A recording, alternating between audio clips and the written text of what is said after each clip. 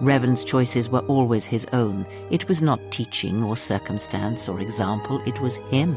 And there is something that the Council may never understand, that perhaps Revan never fell. The difference between a fall and a sacrifice is sometimes difficult, but I feel that Revan understood that difference more than anyone knew. There are few characters from the Star Wars expanded universe that are as prominent as Revan. It's a challenge to be a Star Wars fan and never have at least heard this name before or have seen his iconic mask. Revan is beloved for many reasons. To start, he's supposed to be a self-insert for the player in Knights of the Old Republic, his first appearance, and he's also widely considered to have been one of the most powerful Force users of all time, among the greatest of both the Jedi and the Sith. But more important is who Revan was. His story and the unusual choices that he made are what make his character great. Today, we're going to be diving into both.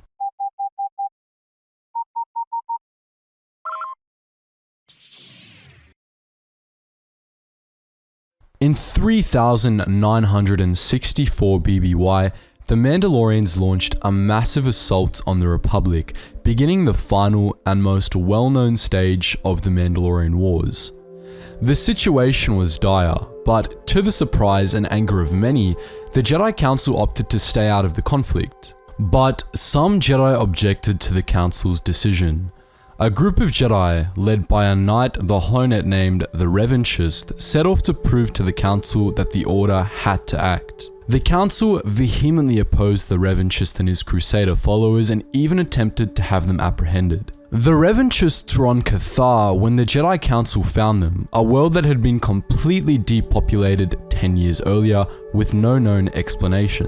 As the Jedi Masters tried to apprehend the Crusaders, their leader discovered a Mandalorian mask in the sand of the beach on which they stood, and the whole group experienced a Force vision. Through the vision, they watched as Mandalorians under Cassius Fett drove the Cathar into the sea and massacred them, an indefensible act that left the representatives of the Council shaken. Only one Mandalorian had tried to stand up for the Cathar, the same Mandalorian whose mask the Jedi had found. The leader of the Revanchists claimed the mask for himself, vowing to never remove it until order had been restored to the galaxy. It was then that he finally took the name Revan. The Masters that were sent to Cathar refused to arrest the Revanchists, and the Jedi Council reluctantly granted them sanction. The Council still refused to go to war, but didn't stop Malak, Revan's right-hand man, from recruiting large numbers of Jedi to join the cause, including a gifted young knight named Mitra Surik. Revan and his Revanchists became Jedi generals, leading the Republic military in a counter-offensive against the Mandalorians. After Revan, Malak, and a fleet of the Republic's new Interdictor warships pushed the Mandalorians back out of the core worlds at Duro,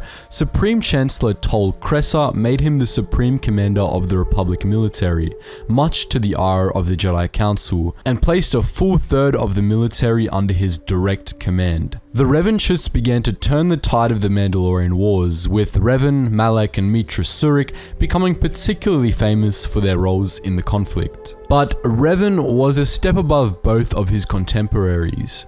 He was a strategic genius, the likes of which the Mandalorians had never seen, a man who understood how to wage a war.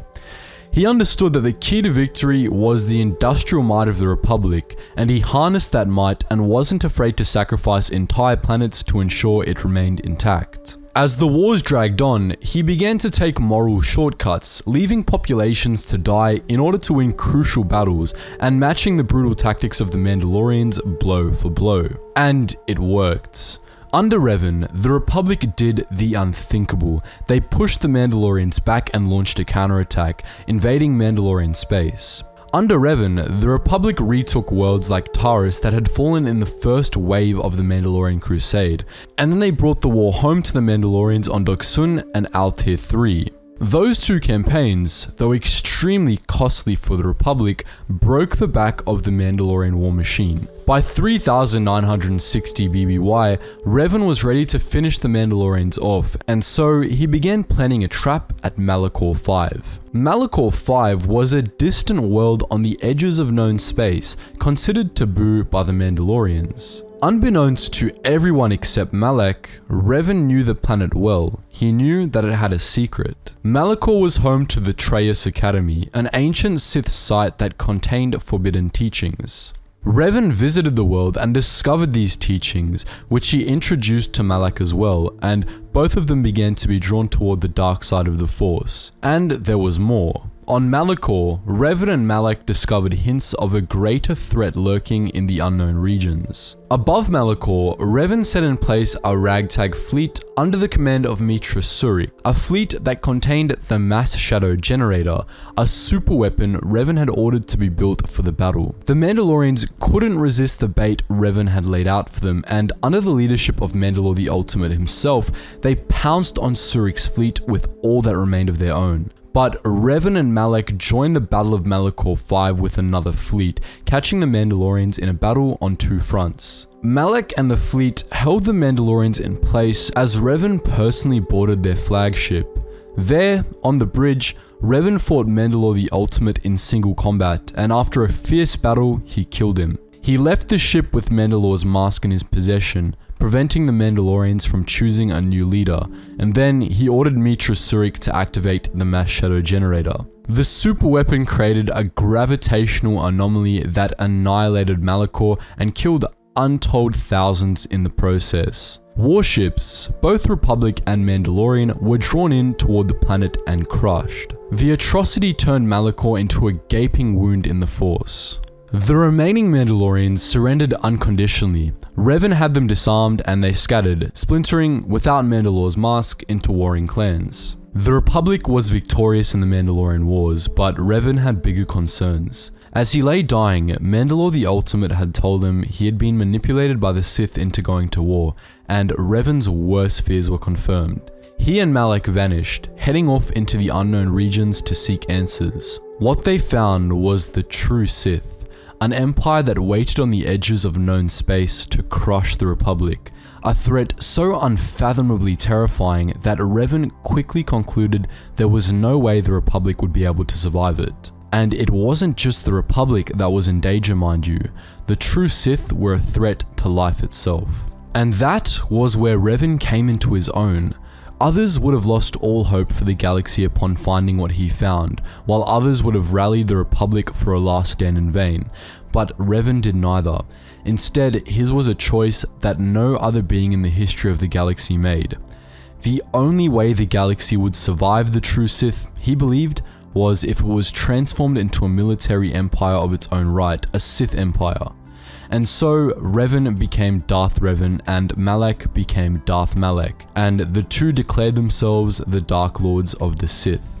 But uniquely, Revan did not fall to the dark side, he chose the dark side, as one would choose a tool, something no other being in galactic history had even been able to do without being consumed. He knew the true Sith had to be stopped and was determined to make whatever sacrifices were necessary to stop them.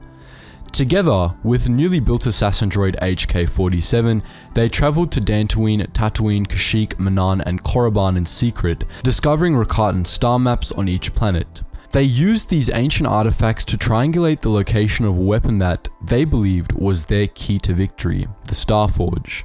Deep in the unknown regions, in the system which had once been the heart of the Rakatan Infinite Empire, Revan and Malak discovered the key to the ancient power of the Rakata, a massive space station constructed 5,000 years before the dawn of the Republic. The Starforge was a super weapon that consumed stars and the raw power of the dark side to create nearly limitless fleets and armies. Revan used the Starforge to create a massive fleet of warships, swarms of new Sith fighters, new and improved battle armor for his soldiers, and legions of war droids, the foundations of what would become his new Sith Empire. Revan and Malak declared themselves openly in a surprise attack on the Republic shipyards at Forost. There, a huge swath of Republic forces chose to join them, as their allegiance to the heroes of the Mandalorian Wars proved stronger than their allegiance to the failing Senate. Revan made off with a huge portion of the Republic Navy, which he put to use attacking key targets across the Republic, beginning a 3-year-long conflict that became known as the Jedi Civil War. Willing to use the Starforge only to a point, Revan tried to capture crucial manufacturing worlds and other key points cleanly and shifted the brunt of his empire's manufacturing demands onto them as much as he could. But despite Revan's efforts to present the infrastructure of the Republic, he believed true war was against, or rather over, the Jedi. Revan opened a Sith Academy on Korriban to train willing converts and put the Starforge and the Trace Academy, which survived the destruction of Malachor V, to use corrupting the Jedi that had been captured. Revan saw that scarred world as an asset, as by drowning those who walked upon its surface in the horror of the atrocity that had taken place there, Malachor quickly converted Jedi to the dark side. Now, we claimed earlier that Revan never truly fell to the dark side, and so his use of Malachor may seem odd, but he did what he did not out of desire for the supremacy of the darkness, but rather because he understood the true Sith. Places like Malachor, wounds in the Force that corrupted and destroyed life, were the strength of the true Sith. Revan, having lived through the Mandalorian Wars, saw that the Jedi were wholly unprepared for it, and so, instead of letting the true Sith corrupt and turn the Jedi to their side, Revan did it himself. He believed that it was inevitable that the war that was to come would turn the Jedi into the Sith, and so he made sure that they became his Sith. Jedi fell to the dark side and joined Revan's Sith in large numbers, and many of those who did not were killed. Meanwhile, Revan saw to transforming the Republic into his empire. He had beings that he considered destabilizing forces in the galaxy assassinated, either by HK-47, his Sith assassins, or his own hand. On the battlefield, his strategic genius was something that the Republic just couldn't match, and indeed, the only reason it survived at all was because of Bastila Shan, a young Jedi who had the rare gift of battle meditation, which won the Republic just enough battles to keep Revan from total victory. The Jedi Civil War at first went to plan, but Revan had failed to see one massive threat to his plans: Malak. His apprentice had come to resent him, and he had even challenged Revan for his rule of the Sith once, sparking a duel that left Malak without his lower jaw. But Malak got his chance at revenge. In 3957 BBY, the Jedi set up a trap for Revan, luring him into battle against a small Republic fleet. During the battle, a strike team led by Bastila Shan boarded Revan's flagship and attempted to capture the Dark Lord. With Revan distracted, Malak ordered his ship to fire on the bridge of his master's flagship, seemingly killing him. But Revan wasn't killed in that battle. He was severely wounded, but his body was recovered by Bastila, who secretly took him to the Jedi Council. The Council healed him and restored his shattered mind, which they reprogrammed with a new identity: a soldier in the Republic fleet. Revan went on to be retrained as a Jedi, and together with Bastila and a crew of others, he once more tracked down the star maps in a quest to defeat Malak, who was now the Dark Lord of the Sith. But that's another story, one that we may yet tell in a future video. So, that was the story of Darth Revan, the Sith Lord that never truly fell to the dark side. But as per usual, what do you guys think? Would you be interested in hearing about the redeemed Revan and how he saved the Republic? Let us know in the comments section below. And just before you go, make sure you check out all of those juicy links in the description below to join the wider Geetsly's community. We have our Discord, our Geetsly's Gaming Network, and the Patreon. Anyways guys, as always, thank you so much for watching, and I hope to see you in the next video.